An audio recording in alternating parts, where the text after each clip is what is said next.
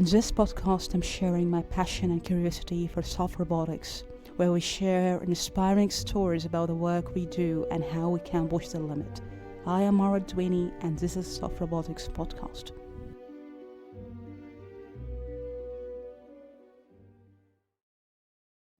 Hello, Yanick. Thanks so much for joining us on the podcast. Such an honor to have you. Yeah. It's a pleasure to be here. So thanks a lot for the invite. And I remember you asked me to do this like last year, but then was crazy time switching from academia to industry. But now, 1 year of experience, so I have more things to say. So congratulations for this transition. But maybe before we start, if you can tell the audience who you are. Yep. So my name is Yanick Fratantonio, originally from Italy, but I basically studied in Italy for my bachelor and master, but then I did my PhD in the US at UC Santa Barbara on Android security, and then I moved to France for being an assistant professor for 3 years. And during this time I realized that maybe this job was not really for me. And then last year I decided to quit, and I joined Cisco Talos as a senior security researcher. So that's my current role. Survived 1 year in industry. I completely changed topic. Like I was working on Android security up to 1 year ago, but now it's more malware, and I'm in the malware research team, but mostly on Windows things. So it's a good change of topic and many things to learn. Wonderful. So first of all, I would like to thank you for the blog post you wrote last year. It was so wonderfully written, so honest, and to be honest, many people resonate with you. Some people, maybe because I have maybe similar experience, but I think it was inspiring to hear the voice that you tell every reason you can leave, even if you have something that many people want to have or aspire to have. But I would like to ask you first, Yannick, what led to a situation that you want to be in academia as a PhD? Because I think most people in PhD stages, and that's a question: should I do postdocs? Should I go for industry? Should I start my own thing? For you, what's motivation at the first beginning, and were this kind of points that we will cover later wasn't clear for you? If you can tell how this started, the interest in being in academia, It's very tricky. As I try to write in a blog post, there are many reasons that one can aspire to this position, and it's really a mix of things. One is the academic freedom that is being always advertised. The other thing is the tenure. Oh, once you get tenure, then you're done. Pretty comfy. You never know what happens in economies and so forth, but it's good to have a safe job for many years to come. But I think the biggest thing was the respect that I had for my professors. I had many good professors. I had many that were very bad. And then I know what kind of impact these good professors had on me, and what kind of bad impact these bad professors had on me. And I said, I want to do my part, and I want to make sure that I feel energetic and very positive and supportive for students, and I want to be doing my part and try to inspire them to do better, to teach them something and so forth. And also I specifically did not want to be a bad one. Like, these bad guys pushed me away from some fields, and maybe if it was not for bad professors that I had, maybe I was not working in security, maybe I was working in robotics. Overall I feel pretty happy, so maybe that's okay. But it's very sad when a student feels passionate about the topic, and then due to a bad encounter, then he moves on something else. um, yeah then you start the PhD, and unfortunately the kind of a feeling that you have is that the successful one get to be professors, and if you don't make it, it means you were not good enough. Now, it's not to say that this was said in meetings and in my previous group. My two profs were super supportive, but of course you spend 5-6 years with them, and you don't want to disappoint them maybe, and it's kind of clear that they are very happy if one continues in academia, not because maybe the academia is the only best job that you could have, but maybe that's their choice. They clearly like it, and I guess it's normal to feel proud if a student is good enough to be able to make it. And it's very competitive, so if you have a student that is able to make it, it means that as an advisor you did a good job. So there was some kind of a, not push, but some kind of a inner pressure to get there. Is another thing is that I actually went to Eurocom with my best intentions, saying I'm gonna settle down here and keep this job forever. But I knew, of course, that it's a very tricky job, and maybe you are not really sure if you like it or not. But they said it's much easier to go from academia to industry than vice versa.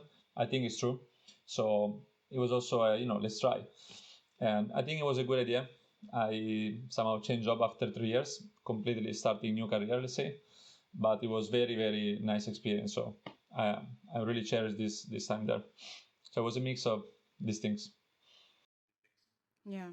But to be honest, I really admire that kind of courage to take a decision because we mentioned that, it's competitive and sometimes people take it for the social status. Maybe it's ingrained in our mind that if you, yeah, because for me, I also had the senior position. I still am sabbatical leave, but I'm not sure I did like the place. And that's kind of your post was, I read it many times because you did like the place. And there's many factors we'll speak about.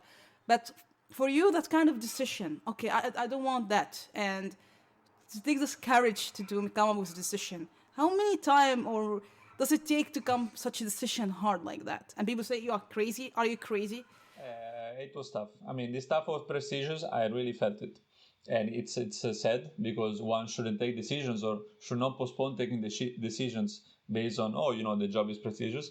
But I need to admit I felt it, and I guess it's part of society that this job is very respected. And if you, I remember I was very often traveling, and you take an Uber, and then they see me like I seem like a master student. Then they ask me, what do you do? Oh, I'm a professor, and they like look at me, oh, no way. If you say I'm a security researcher, oh, bravo, okay. It's not the same stuff. Again, very stupid way or reason to keep a job. But I wouldn't be honest if I didn't say that, I think it did affect me. And it's clear for me that it affect me now after thinking for a long time. But once you are in it at the beginning, it's not really clear.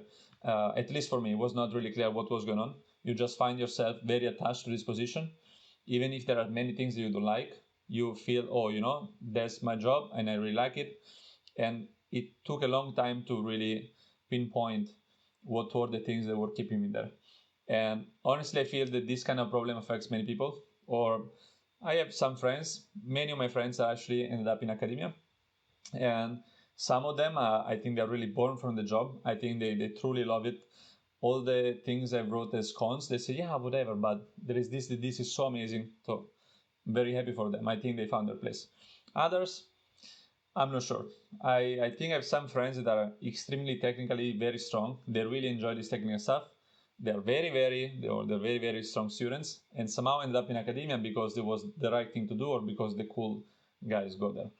And I don't know if these guys are gonna remain there in academia forever, but time will tell. But the thing that some people may be influenced by this kind of stuff push me to try to say I thought about this for a long time, and I come to the conclusion there are these hidden things that may push you to keep the position, and I think it's bad. It's normal. I think it's okay, but it shouldn't be this way. I really like what you said. And maybe I'm curious to ask you, you mentioned the positive and not, yeah, good sides maybe in academia. And I'm curious to ask you the main point because sometimes I see that, yeah, in academia we know there's some issues, but sometimes we are afraid to speak about and we're still repeating the process. And we know some of them doesn't make sense. For you, what's kind of the point you feel that this is too much? And I think it's some people that like say you have to play the academic game, so they should play the system. I don't know if Yeah. So is the question like what made me flip? Let's say. yeah, or maybe first of all, because people speak about what really need to be changed, and it's kind of people afraid sometimes to speak up about the issues we have. And I think you're both you this is really beautifully written. So, but maybe I'm curious to ask you in that case, what is too much? I can't, even if I have to give up that Sometimes I feel title bad and about status. complaining about this stuff because at the end of the day, it's a very good job, and yes, the publishing or perish thing, it's sad, and we need to write papers and so forth. But there are many other jobs that are much tougher. So I feel bad about complaining about this stuff, but on the other side, I think it's our right to try to push for a better future. If I think I like something more, then even if this is good, I should be, you know. I should be free to actually go somewhere else. And the real thing that completely flipped me off was not the news, but for my PhD, I wrote many papers, and due to it was a big group, and in the later years, I became one of the more the senior students as it happens once you stay there 5-6 years, and then what kind of tended to happen is that I was getting involved in kind of supervising other junior students, and then we need to write the paper, so I was always involved in this writing the paper, somehow, trying to, discuss the story and revising and things like this. So a lot of writing. And I was like, very, very tough. Not really enjoying it. I like writing papers, but as I wrote in a blog post, I'm really upset when I need to write for this reviewer madness. And it's bad to complain because most reviewers are nice people, are actually our colleagues, but the kind of setting and the kind of anonymous things that they tell you good or not, or the fact that there is a high bar for these top tier things, and if you don't have a top tier paper, then it doesn't count. Again, not really things that are true, that if it's top tier paper, it doesn't count, but unfortunately, there is this pressure to publish in these conferences. So it was something that it was already heavy for me, but then I said, okay, now I'm gonna move to France. It's a tenure position. Thankfully to some crazy French law that you cannot be fired after 4 months of employment. So I knew what I was going to. I thought honestly that I wouldn't do this writing this much. Unfortunately, as it happens, you basically end up doing a lot of writing anyways, because you have students and you care about them, and PhD in Europe is also 3 years, so there is a lot of pressure. What really flipped me off is that once you're a PhD student, this is temporary and it takes 5-6 years, fine, and then you're out. But if you are a prof with tenure and you see, well, that's gonna be my life for the next 30 years, that really was super scary. And like, no, I absolutely don't want to do this. And that's when I started to kick in, like, maybe I should find a plan B. So it was not any news. It was more the mental realization that this could be my life for 30 years, and which means that you don't study some things, you don't have a technical thing and so forth. And I didn't want to give up this technical stuff. That is the reason for which I joined this field so young. So again, I guess I got scared about keeping the same life for 30 years. Yeah, that would. Yeah. Yeah, I think people are different, but I admire this kind of point that you want your life to be more unexpected or maybe Yeah, more it's enjoyable. like, and 1 year ago, of course, it was a big bet, because it could be that after any years of the same life, you get bored and you don't want to do this and you want to change again. Very fortunately, as of now, that's not the case. So I spent 1 year now in industry, very technical job, and I really, really like it. So of course there is number of problems, it's a specific industry. Of course there are pros and cons, as in everything. But in terms of what I do on a daily basis, I'm involved in many technical things, either coding or discussing about technical things, or not mentoring, but even the co-designing something together is not something, I'm coding myself, but discussing these technical things. I really like it. What I and I miss it a lot, the teaching, the mentoring, and so forth. What I don't miss much is the keep talking on aspects like how we should write this paper, or should we write in this way. No, if you write this, then the reviewer is going to be upset. Things like this, strategizing how to play the reviewing game. I'm so fed up talking about technical stuff, even if I'm not the guy doing it. Still a very big fan. So I would expect that in the future maybe my technical contribution is going to be a bit less, as I guess people evolve in their career. But so far so good. I'm gonna keep it for a while. Maybe it's after 3 years. Maybe after 3 years I get super bored. I don't know. But yeah.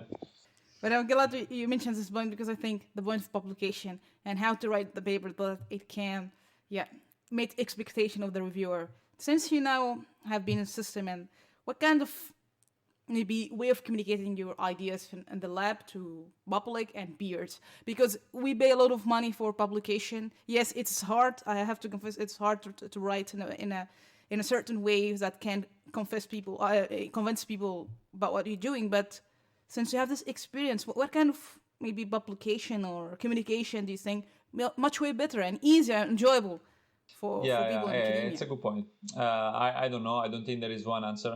Also, think that people have different tastes. I know professors that still enjoy writing papers like for the publication game. They don't do it for the publication game. They think that that's the best way to write papers, and they would do it in that way anyways. So that's some kind of a alignment of incentives, let's say. For me, that thing didn't ring anymore.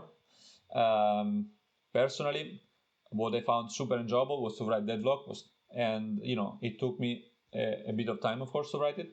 I collected these random thoughts in many random files and so forth. But the sitting down and trying to say, okay, I want to publish the blog post before I really start. Now that all these ideas are fresh, um, it was very refreshing because it's my blog post. I can say whatever I want in the way I want. I can set up the tone. Nobody can tell me, oh, it's not scientific enough.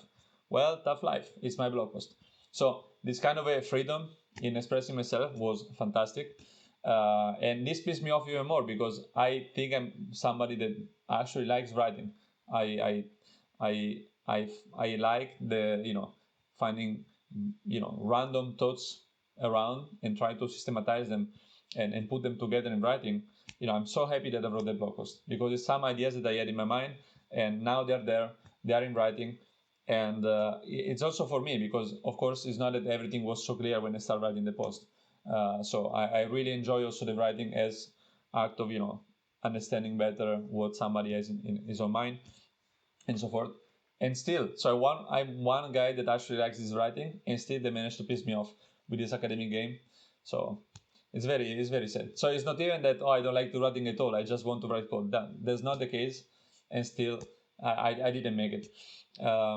Yeah, honestly, for that specific position, I think there is a mixed components of things. Is more the academic job, let's say, than the fact that the PhD is only 3 years. So the kind of you feel I felt somehow limited in a sense that it's more difficult to shoot very very high.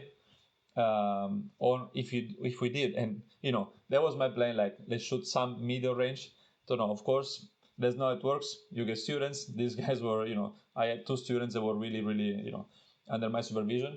One just finished it, the one is going to finish in December, and these guys, of course, they're their own life and their own interest, and they shot super super high, and of course it was very painful, and but I'm happy that they chose their path.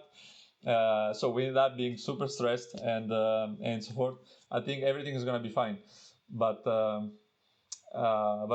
this kind of a constraint that if you shoot high then it's quite stressful. It's a bit tricky. The other thing is that academia is great, but if you have job in location X, then I found it a bit tricky to be more flexible, and I didn't find myself to be a big fan of the area, um, for several reasons. So it was also a bit of the feeling of I don't think I find myself living here for 30 years, and where can I go? There are some places around, but no, but nothing really really clicked.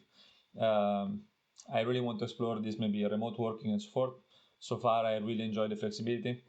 Um, I think there are cons, of course, about this remote work, but there are many pros. I guess again, as always, it depends on context and kind of a stage of life and things like this. But at this time, I'm really really happy that I had this flexibility. Yeah. Yeah, it is a particular involved location. It's very excellent because many people are afraid to move or Yeah, and leave I something have, I because mean, yeah, I the think it location. happens often that you go to play sex because you got the job there. And sure, some people are like, oh, but who cares? I'm there to work 12 hours per day, so fantastic for them. I was not in with this mindset, especially with this tenure from France. I was like, okay, now finally I'm going to enjoy the life. Again, I feel super bad complaining because it's the French Riviera. You know, people want to go there for vacation and so forth. But I found it is very good for tourists. Honestly, it didn't really click for me. It's very good touristic area, but crazy prices to find a house is tricky. To buy a house is impossible. Also, my previous school was not bad in terms of salary, in a sense that it's not a university, it was a non-profit. and so the salary of professors were much higher than what a professor in a university would get. But still, I think with that kind of salary, for sure you do a good life. But on the other side, in industry, the things are different. So also that kind of stuff. At the beginning, I never cared about money. So I did 6 years PhD. So if you do the math on how much money I lost while not joining Google maybe 10 years ago, it's a lot of money. Not a problem. But at some point, again, people grow and they realize, okay, but this money stuff. Um, it could be that by not having tenure, by having a real job now, then these concerns about the future kick in more. Like, it could be that the company fails or I get fired or I don't know what happens. And maybe in 10 years, I'm without a job. So you try to think about your future self better and maybe you are more protected in academia. So I don't know. Again, I keep talking, but it's a lot of these mixed feelings. There is no single reason. Um, I'm happy that or whatever I wrote, I didn't change my mind on any single point. Um, uh, Also, as the blog post shows, I'm not afraid of acknowledging bad decisions. Not bad decisions, but like realization that this was bad, so I'm doing something else. So far, fortunately, it's all good. We'll see what happens. Yeah, yeah. And I really like that because I think I read about that as well about the fear. I think what's standing in most people's way is the fear, and people believe that you have only one shot in life. Actually, you can have many shots, as you said. You can change your whatever decision how it turns to be. The changing stuff, it's there is fear, and I get it, and I think in some form it's legitimate because once you get out, you get out. Especially very publicly with a blog post like this, clarifying that it's not just the school, but I'm not really into this academic stuff anymore. Again, I hope I'm not gonna change my mind in the future, and if I change it, I hope that somebody's gonna still get me. But the fear is real, and it's a hit. I think it's a career hit in the sense that I think for how companies work and so forth, of course, there is if you start in a specific company much earlier, of course, you grow as a career, as a role, and so forth. And I found myself starting from scratch. Not from scratch, but, it's a new topic. I started a new company, so I can be as good as I want, but there are many things that are internal and many tools and many things to know, and if you don't know them you cannot be as useful as other people that maybe are there for a longer time. So somehow I'm not starting at the bottom. Fortunately, I have good friends and they knew me before, so they were able to they got the package, the complete package, not just one random guy. So I'm very happy for that. But you see the hit in terms of starting a bit from behind, which is okay. I mean, the pro is that there are tons of things to learn. You see many dynamics that from academic side you cannot see because it's all industry stuff and it's all internal. So far it's been an interesting ride. But what I'm trying to say is that the fear that I had is kind of justified because if something goes wrong, I think it's tricky to come back. And but I'm gonna start from not above but from kind of medium ground. It is true, and it's part of the game, I think. Yeah, yeah, I really like that point. Yeah, and I think the point again about I think because I hear a lot of people saying that, and even many bosses that I'm now I don't know what I should do. I just finished my postdoc or even in academia I don't know how I can switch to industry or starting my own thing. And I think that's a huge fear. You feel stuck.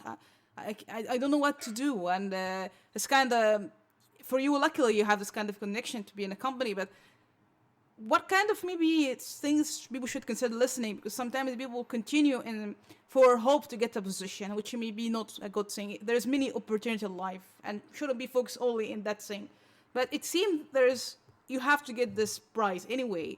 But people waste a lot of time, money, or not money, time in academia, and because you don't know what should I do else, and I don't know. I feel stuck, and this kind of sunk cost fallacy here, just you keep continuing that path, and because you don't know what else I should do, or It's very tricky. It's very tricky, and honestly, I feel super lucky, at least in my field. And many of these technical fields, there is a plan B. and I knew it from the beginning that there is a plan B. So it was kind of I knew that, oh, if I don't like it, I could either. It's depending on what you look for, of course, it's less, you may need to be flexible, let's say. For example, one in my case, they could say, no, I only want a job in endro security. Well, there was no job in endro security during the pandemic, and the ability to live from Vienna, from my home, where also my girlfriend lives and so forth. Well, there was nothing like this. So I found this one. Actually, I'm super happy with it. But of course, I need to be a bit more flexible and kind of be flexible in working with something else. Maybe if I was working in endor security, people knew me already, like, oh, this guy is super expert in endor security. Well, I'm not a super expert in Windows malware, for example. So, again, there is this fear of starting a bit not from above. So that's something I need to accept, and I embrace it. Like, it was a great decision. So I'm very happy I'm here.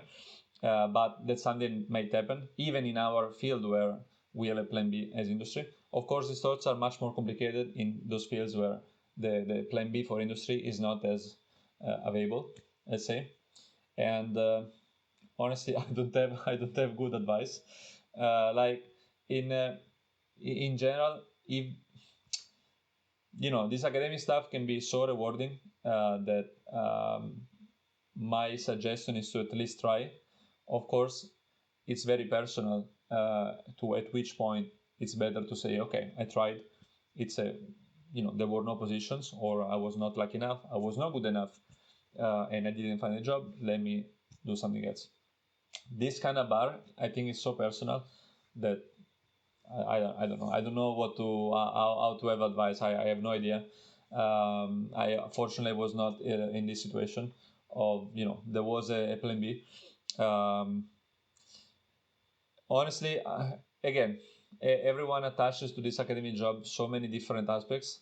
Personally, for me, clearly, it is not worth it to spend 50 years of life just for being a professor. And maybe my advice is to try to really go to the root reason on why one would like to stay in academia. Is it really because you love the job, love the mentorship and things like this, or because, oh, that's what people do after doing a postdoc? The other thing is that there is no, this plan B may not be as available, but if somebody can get a PhD or a postdoc in a topic, then it's probably a smart person. And there are ways to reinvent oneself, but of course it could be a new life, and I get it's tricky. It was tricky for me to change within the same community. Um, it's tough. Yeah, it's tough. And that's one sad part. It's not sad part of academia, but it's there are many stories that you see online on Twitter, or people feeling stuck. And I'm getting this feeling that I see more stories now on, oh, I tried, didn't work, I'm gonna change and have a normal life. Maybe people are starting to normalize this kind of a quitting. Maybe people are starting to show this, okay, I changed my mind, and not frame it as a failure, but more as a, it was good to try, but it's not worth to spend another 10 years of my life in this kind of a it's not just about the professor or not. It's just there is so much uncertainty. Like, I have a postdoc for 2 years, then I have a postdoc for 2 years, then I have another postdoc for 2 years. This kind of uncertainty and impossibility to make plans, it's tricky. Again, super personal. Some people don't want to make plans. They don't care about having a family and so forth. Sure, if you want to jump every 2 years somewhere, maybe that's a perfect job. Yeah. But I'm curious, when you transition to industry, what kind of feeling do you have? Like, did you feel differently? I don't know, more, you feel life more enjoyable, and I don't know what kind of feeling you have when you become an industry, and maybe the aspects that you find very satisfying for you. Again, very personal answer. Um, First of all, the actual better balance, it's real, in a sense that in academia you don't have a real boss, and you're expected to do this and that, and to not disappoint your peers. Could be PC invitations, and reviews for stuff, and many other things. And then these things get added, and sure, there was tenure in France, but if you are not good enough, if you don't get grants, if you don't apply for this, then you don't get promoted. And of course, for competitive people, it's very sad to get a job and then say, okay, I'm done. I don't. No, of course, you go there to be good at your job, and that's one of the reasons I left, because there were some aspects that to be good at my job that I really enjoy, and I didn't want to scam them. Like now they got this guy, he doesn't really like it, so he stays there. He's gonna be assistant professor forever. That didn't feel right. So the aspect of trying to get better at what you do is something that now is more aligned with what I like to do. So again, for my specific team, there is a lot of development that goes on, and technical knowledge is appreciated. If I learn a new framework, a new thing, it's appreciated. If I write things in a way that I learn something, so the next time I'm faster, this is appreciated. This stuff doesn't exist in academia, and I guess that there are many skills in industry that I really valued, and I really hope to have time to learn while I was in academia, and unfortunately there was no time. Now finally I'm paid for this, and so what happens is that what I was doing as my hobby now it became my job, and now I have time for other hobbies. So I started to pick up chess or electronics or I don't know, learning other languages and things like this, and it's something I didn't have much time before. And now if I need to learn a framework, I can say for today I'm gonna learn this framework. I don't need to take a time out on my weekend. And going back to what I was trying to say before, and then I forgot, was that since you don't have a boss there, you basically try to. It's more difficult to say no. There is always this expectation that you need to go in this pieces and so forth. Now is more structured, so we have some goals. If we make them, great. But as far as if I make these goals, then I'm done, and there is nobody pushing you to work over overtime, weekends, things like this. They don't exist. So these are respected from day one. In 1 year, nobody has ever told me anything about my weekends. For the first time, I took 3 weeks of vacation straight without opening my work emails, and nothing happened. I still had my job when I came back, and this stuff never happened because there were always PCs to be participating in and so forth. And now I'm transitioning out, so I'm still part of some PCs, but I'm basically moving out, let's say. So I'm gonna try to keep being involved and try to serve in some PCs, but I'm reducing the amount of PC run committee work by a lot, and this allows me to have more time free for my hobbies and things like this. So I guess the fact that there is no crazy pressure always on, and the fact that you don't need to advertise yourself as part of the job, like to get grants, to be known by other professors so that they invite you to program committee, that's refreshing. I just need to do my job. I have some goals. I need to convince, maybe my team is 20 people. I need to convince 20 people I'm reasonable. That's it. If they are not convinced, I can talk to them. And that's amazing. I don't need to fight with unknown people that I'm a reasonable guy. And I'm referring, of course, to the review process. And the fact that I'm out of this game, almost out, because we are still submitting papers with students, it's really refreshing. Yeah. I like that. So since we closed the end, and I have a few questions for you. Maybe the first one, if anyone listening to you and is afraid to take a decision on like what kind of maybe something you have to consider to weigh your situation. I know it's personal, but I think many people sometimes in life the fear is so high, and just sometimes you can't jump. Just you need to jump, but sometimes you're afraid. And what if I jump and nothing happen? Or so maybe through your experience, there's something maybe was helpful for you to weigh the situation and know your authentic self, because it's not for me. It's not for me, and you choose something. Maybe we'll say that's crazy, but I understand what you said, and many people don't agree with that, but and lying to themselves.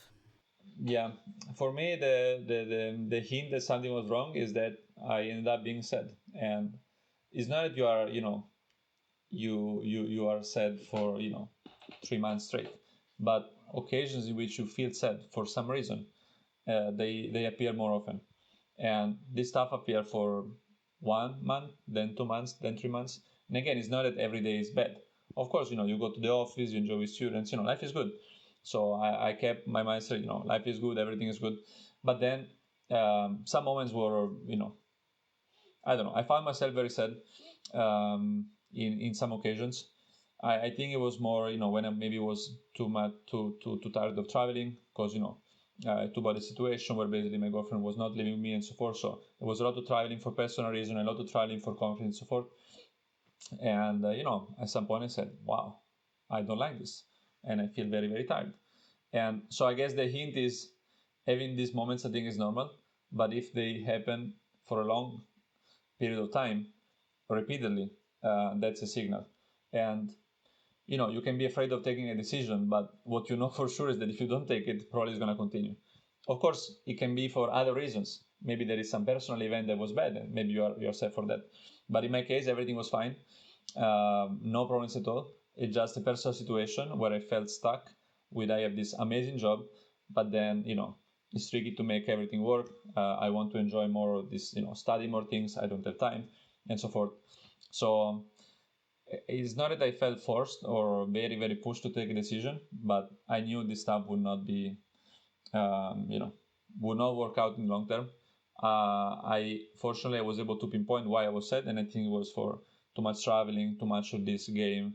I didn't see a way out, because even with this tenure, as I wrote in the blog post, I felt trapped, because you still have students, you care about them, and so you keep reviewing their papers. So I guess summary is, if you feels weird or not good for a long time, maybe it's time to take a decision. The other thing is to set a deadline. What I did was when I understood that something was not okay, I said, okay, I'm gonna give myself 6 months or something like this.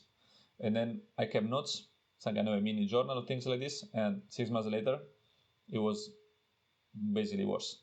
So not worse, but very, very similar thoughts, which is indicative of I'm not changing my mind. So I think my thoughts on why I'm sad are correct, which means maybe I should change something. So I guess this mix of also making a deadline, I think was a good idea. Yeah, I didn't think about this specific aspect, so you found me unprepared. But I think that was what was going on. Um, yeah, yeah. I think in general, personally, I don't think there is any job that this job is so good that even if I'm sad, I need to keep it. I think it's super bullshit. So if you don't like it, fuck it, do something else. Life is short, and if you don't see a way out, I would say try to find it. I don't want to simplify this stuff. Of course, I'm overgeneralizing. Some situations can be tricky.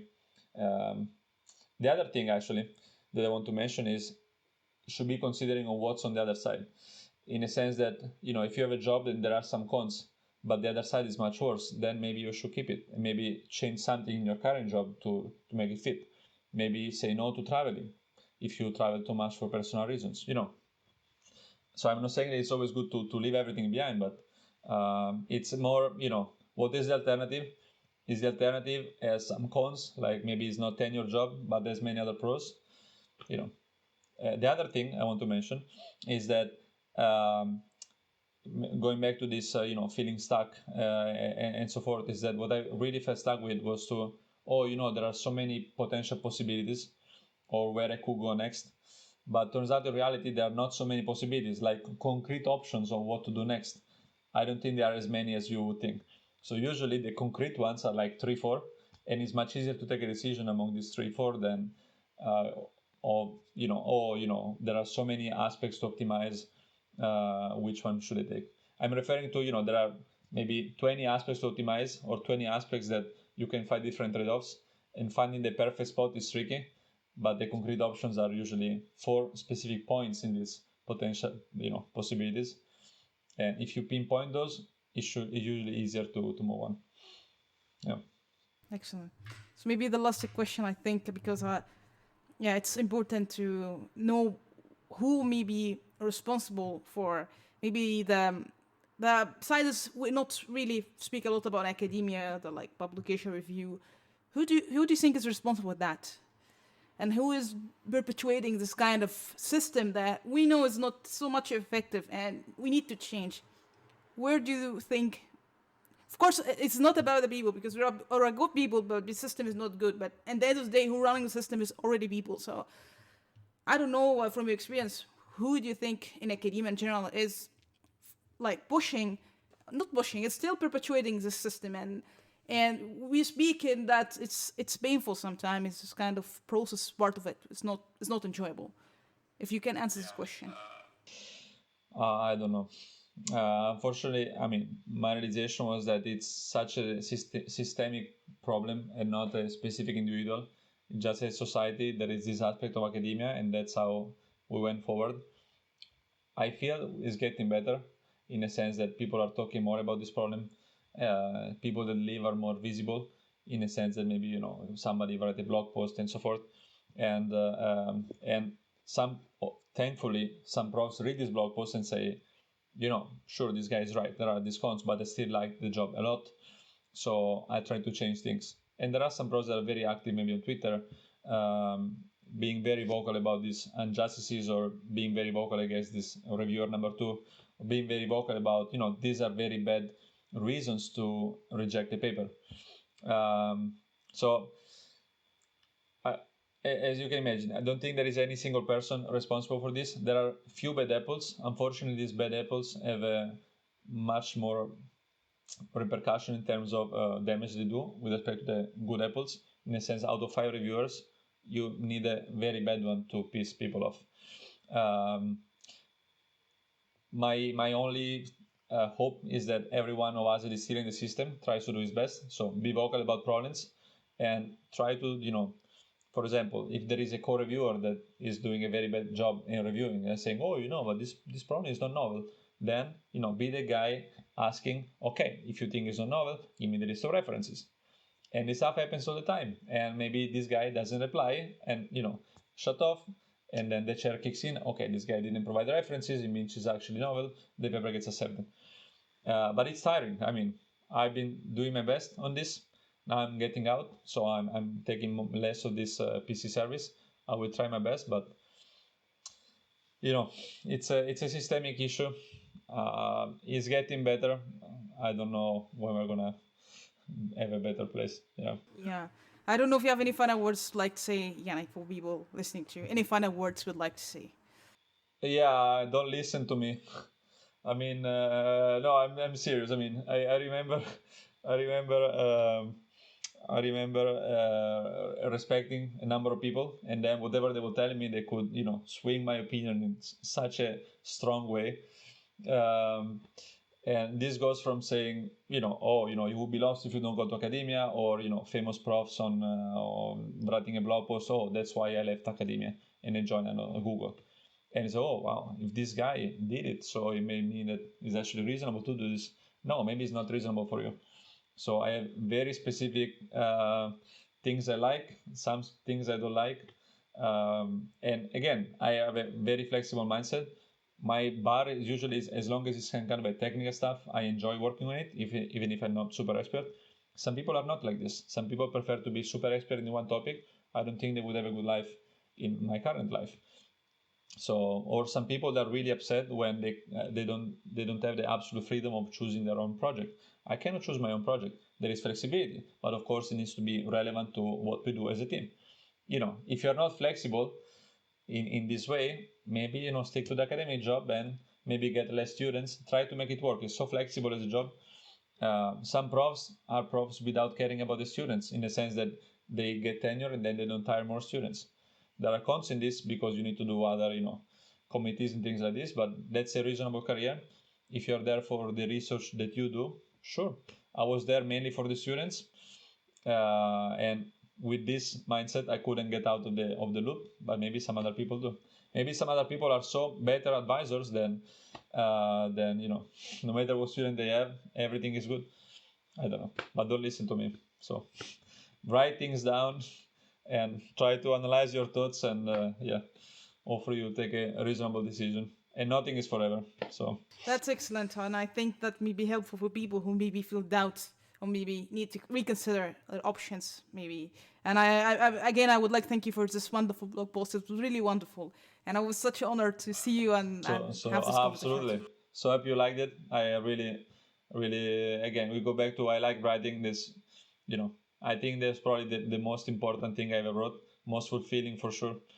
I got emails from random people saying, "Oh, thank you." I mean, this kind of writing for me was super useful, and it really was the end. Let's say the once again that I actually like writing. It's just the specific things and the way we write things that I'm not convinced anymore. So I hope I'll have time to some follow up to some experience of after 1 year. But life is busy. But yeah, thanks a lot for the kind words and for the invitation. Really, yeah. You, Yanick. Again, thank you.